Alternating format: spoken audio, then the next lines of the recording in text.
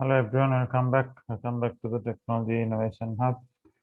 It's going to be the 7th session on achieving greater career heights. Let me share the screen.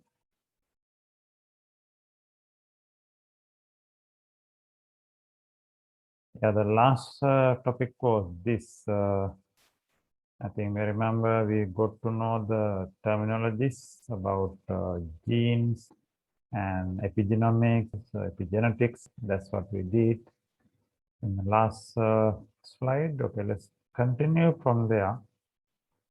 And we are again the topic on the influence of genes. Influence of genes for your career development. That is the topic that we are discussing at the moment. Now, actually, we learned some fundamentals about genes and the genome and those things. So let's learn a little bit about DNA as well, which will help you all to understand the further facts that is going to get revealed on this journey of building a greater career height.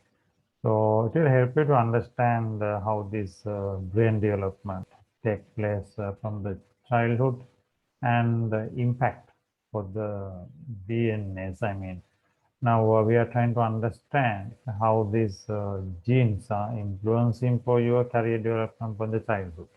So on that journey, DNA has a major role to play. So therefore, it's always better to have that understanding. So let's take a look at this. This one, I think it's another video. The video, that is from amoeba sisters, right? Amoeba sisters, DNA, chromosomes, genes, and traits, and intro to heredity. You learn what is heredity is. We know that how the characteristics are going from one generation to another, heredity, that we have already learned. So this video is from amoeba sisters. So let's take a look at it and listen and watch carefully. Okay, let me play that one. Yeah, so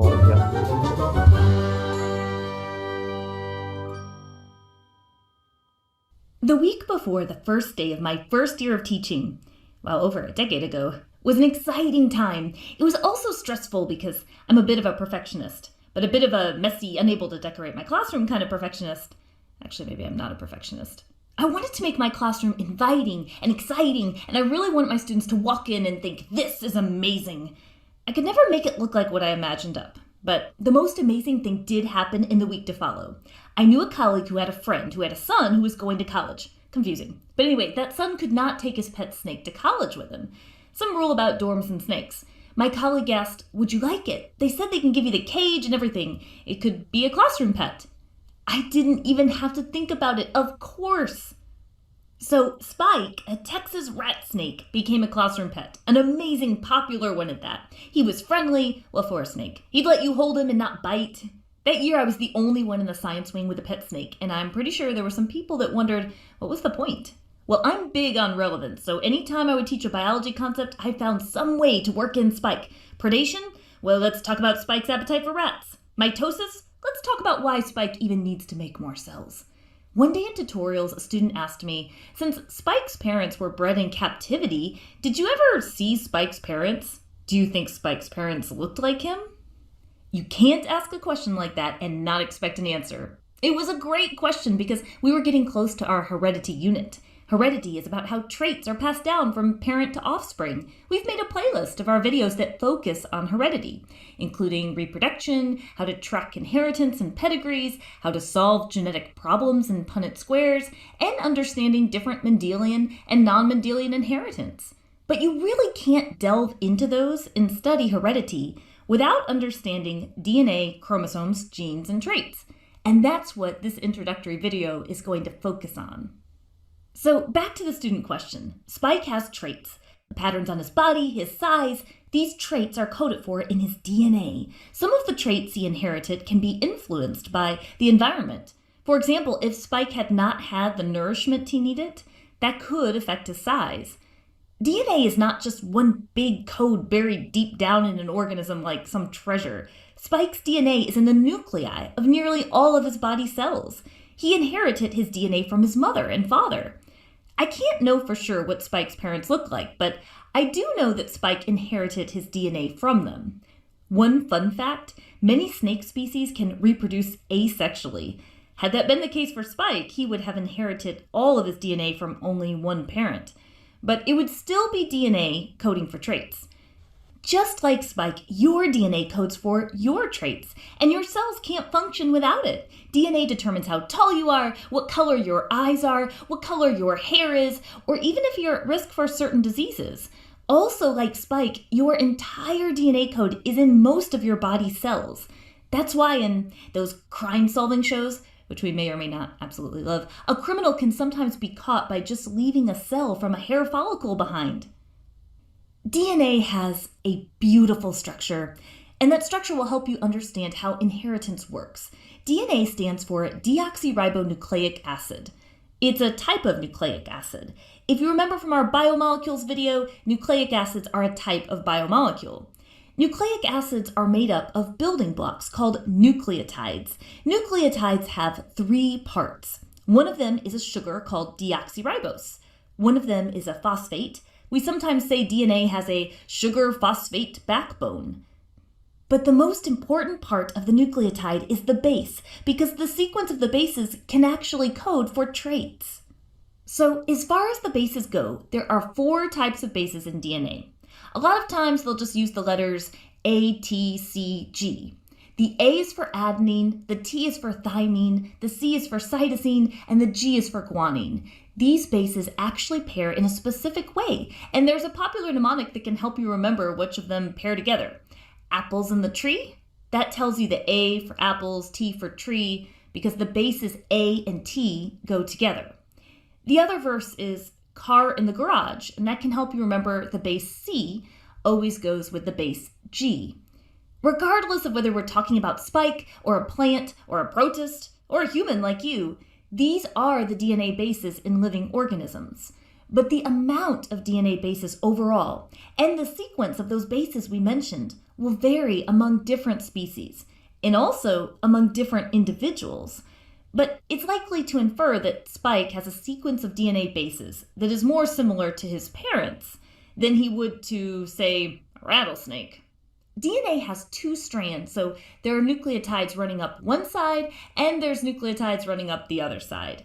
The bases are what pair in the middle. The bases are held together by hydrogen bonds.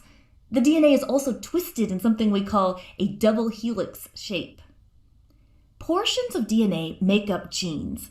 We can say, for example, that this part of the DNA here makes up a gene. Genes can code for proteins. Proteins have a huge role in expressing a trait. For example, let's consider your own eye color. Human eye color is actually pretty complex. It's determined by many genes. The genes can code for proteins involved in producing the eye color pigment. But proteins coded for by genes, they can play a wide variety of roles besides just your eye color. Proteins are involved in transport, in structure, in acting as enzymes that can make all kinds of materials, in protecting the body, and so much more. We do want to mention that not all genes are used to make protein, and there are parts of DNA that are non-coding. And even though nearly all of your body cells have your entire DNA code, your body cells may only use certain portions of those genes. Genes can be turned on or turned off by a variety of mechanisms. We call that gene regulation. Check out our video on that. Now, you have a lot of DNA. When it's compacted, it can be organized into a unit called a chromosome. Very helpful when you're trying to make more cells and you need to get the DNA into those new cells. Chromosomes in your body involve DNA wrapped around protein structures. Humans have 46 chromosomes. That means nearly every body cell in your body has 46 chromosomes. Human sperm and egg cells, on the other hand, each contain 23 chromosomes. So you receive 23 chromosomes from your mother, and 23 chromosomes from your father to give you your 46 chromosomes, your genetic code. So let's do a recap of the big picture. Here's a single chromosome. You see genes on this chromosome. These genes consist of portions of DNA. DNA is made up of nucleotides, and it's these bases here the sequence of them, that makes the difference in coding for traits. Whew. Understanding this foundation is essential for understanding heredity, whether you're talking about you or Spike. So this may bring up more questions now, like where do dominant and recessive traits come in? What about alleles, and how do you arrange those around a Punnett square? Well, you can explore those concepts and more in our heredity playlist. Well, that's it for the Amoeba Sisters, and we remind you to stay curious.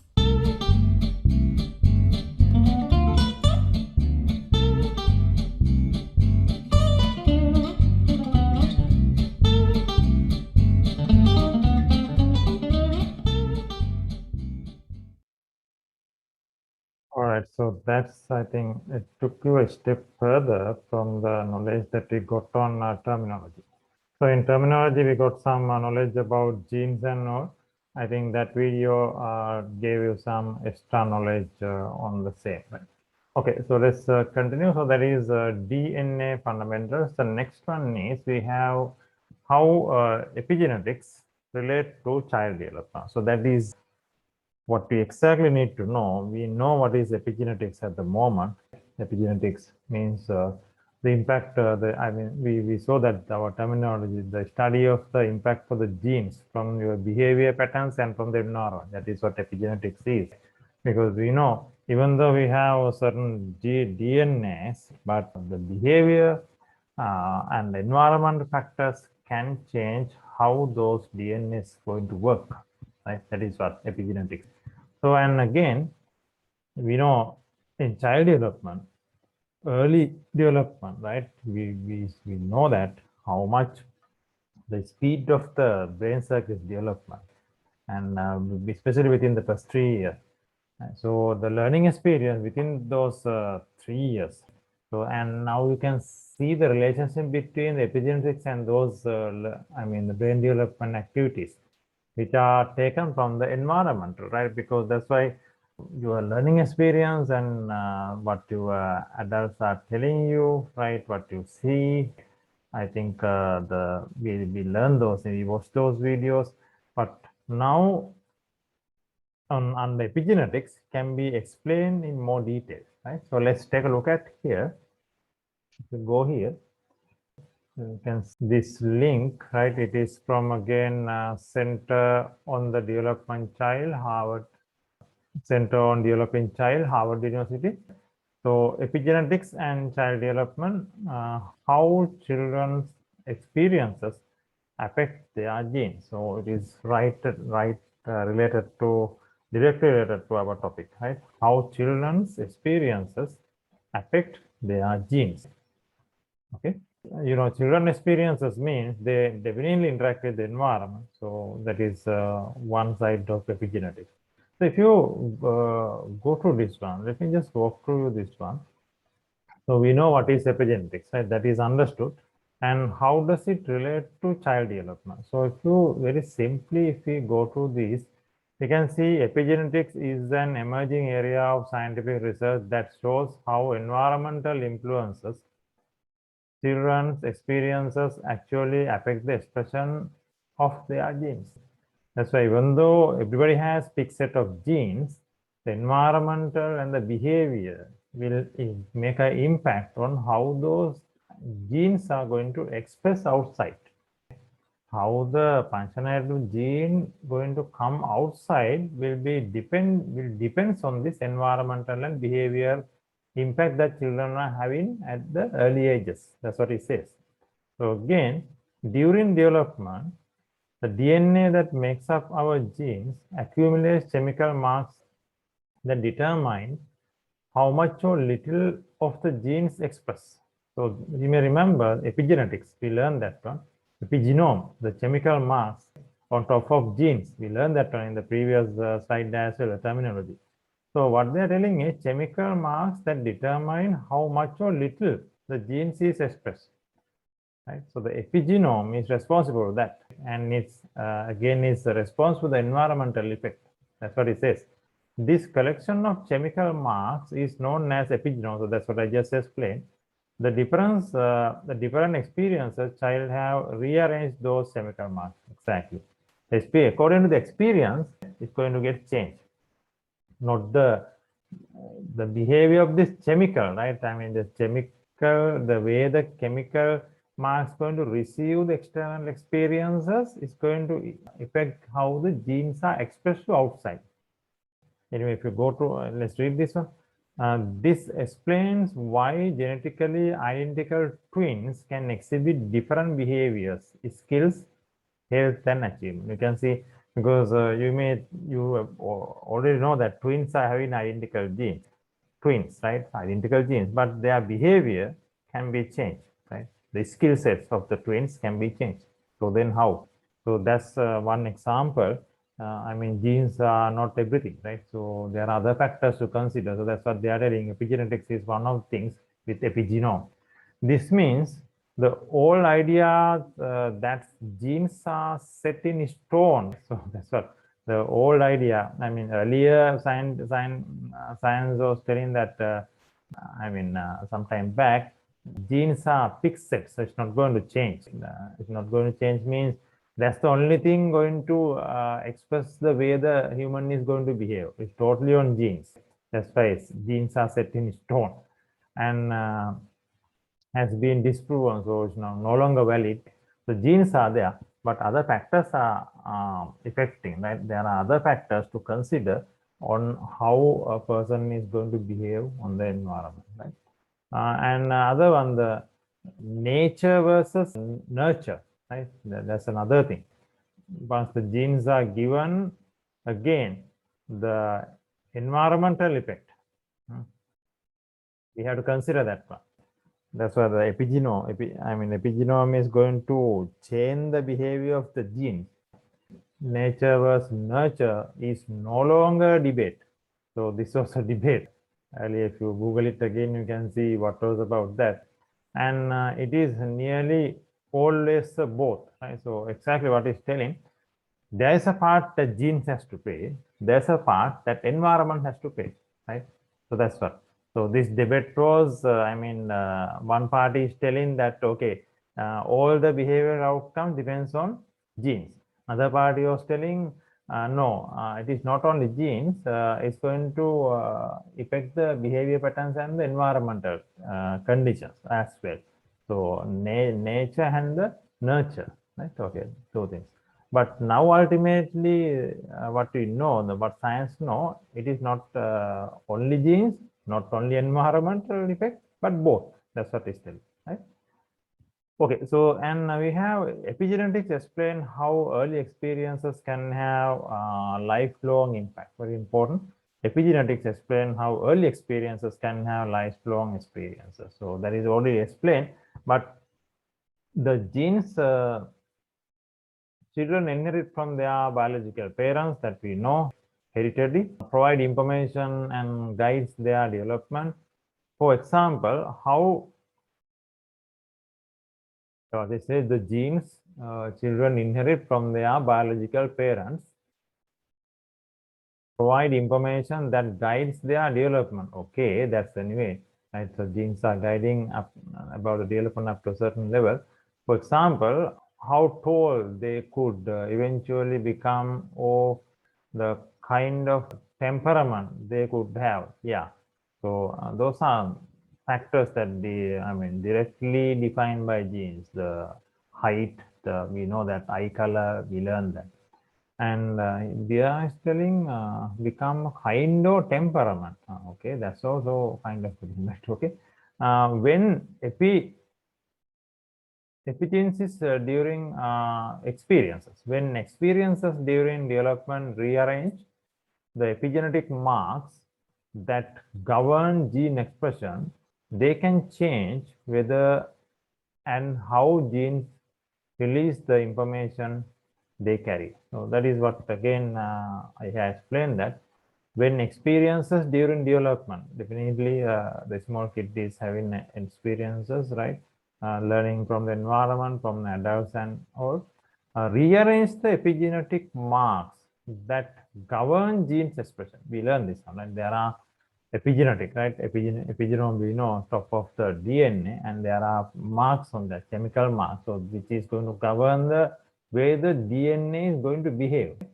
So they can change whether and how genes release the information they carry. That's another thing, because not only the behavior can be changed, but the information carried to the next generation, that also is affected. That's what they are telling. Right? Now, the first thing is epigenome is going to govern the way the genes are expressed to outside. Right? Second fact is it's going to affect the heredity as well. Heredity means how those changes are going to go to the next generation. Both are impacted. Thus, the epigenome can be affected by positive experiences such as supportive relationship and opportunities for learning, or negative influences such as environmental toxin and stressful life circumstances. So that's what they are telling. So these are different environments. One environment is very positive and everything is going well, good experiences, and many opportunities are there for learning. Like other environment, you can see negative influences and that cause stress, toxins, or I mean, if two small kids are going to grow in two different environments, so they are the way the genes are expressed outside is going to totally change, right? So I mean, for example, this child will have better child development. I mean, you mean the better brain architecture, so better learning experience. Whereas on the other hand, this child, which is having negative influence, will have will not have better circuit development brain, will have a poorly developed brain architecture. So as a result, his learning, his career might shortfall. So that is what. So it's very important at the early childhood how the experiences are taken by this epigenome, right? Okay, which leaves a unique epigenetic signature on the genes. These signatures can be temporary or permanent, and both types affect how easily the genes are switched on or off. That's the thing. So, I mean, depending on this epigenetic experience that epigenome is taking, certain genes maybe switch off, certain genes maybe switch on. So that's what.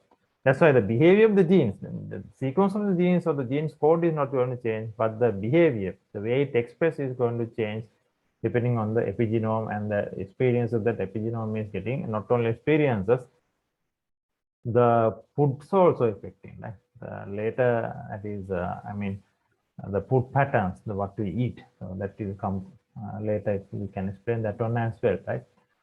But the very best strategy to support responsive relationship and reduce stress to build strong brains from the beginning. So very important from the early childhood. Very best strategy to support responsive relationship. So and reduce stress. We have to respond to children right well in a positive way, like to build strong brains from the beginning. So this was explained earlier, right? Okay. So young brains are particularly sensitive to epigenetic changes. That's another very important thing. Young brains are particularly sensitive to epigenetic changes. Experiences very early in life when the brain is developing most rapidly cause epigenetic adaptations that influence whether, when, and how genes release their instructions for building future capacity for health. See, very important, right? So total health is also going to get affected if you don't have a better experience at the early childhood. Those are already proven by research. That's why this is Harvard Center for Developing a Child. These are research outcomes, right? And resilience. That's why it is crucial to provide supportive and nurturing experience, good behavior, good caring. That's nurturing is like nurturing experience for young children in the earliest years. So that's what, right? That is what. Services such as high quality health care for all pregnant women, infant and toddlers as well, support for new parents and caregivers, all right. So relationship and everything is there. Supportive relationship and rich learning experiences generate positive epigenetic signatures that activate genetic potential. Right. So now it's very clear how the genes and the epigenome is going to affect for the early career development. All right, so just go through this. The links are going to get available for you, and later also you can come back and watch. So let's continue, right? And so that is about how epigenetics relate to child development. The next thing is genes and the environment. So that's another one. Genes and the environment. Now, of course, I have already explained that one. Genes and environment means, again, we are going to come back to the epigenetics. But let's click there and take a look at what it says as well. Right? So genes and environment interaction, now we already know that. Previously, that is also explained. But let's take a look at this picture actually. So which will give you again a little bit of detailed view, right? Let me just increase it. Yeah, now it's much clearer. How early experiences alter gene expression and shape development. Same thing was explained, but this is another way to do that, explain that. So the step one, external experiences, example, stress, nutrition, toxin, spark signals between neurons. Definitely external experiences, spark signals between neurons, right? So see external experiences like stress, nutrition, toxin, yeah, positive experience also, they are definitely spark signal between neurons. That's what's going to happen. It's going to communicate depending on the experience, right, within the brain, and it's going to develop circuits because epigenome receives those external experiences, right? And step two, neural signals launch production of gene regulatory proteins inside the cell. Yeah, gene regulatory process, right? This is, I mean, very quickly happening in the early ages, right? And so that's what it says. These neural signals launch production of gene regulatory proteins inside cell, inside neurocell. Yeah, so just keep it like that. And step number three, gene regulated proteins attract or repel enzymes that add or remove epigenetics markers. So that is what's going to be. So depending on the experience, you can see the relationship now. Depending on the external experiences, these epigenetics marks going to get adjusted. That is also another one. This is early ages, right? Early ages, right? That is right. Gene regulated proteins attract or repel enzymes that add or remove epigenetic markers. Markers, right? Step number four, epigenetic markers control where and how much protein is made by a gene, effectively turning a gene on or off, thereby shaping how brain and body develop. You can see the relationship now. This is very clear, right?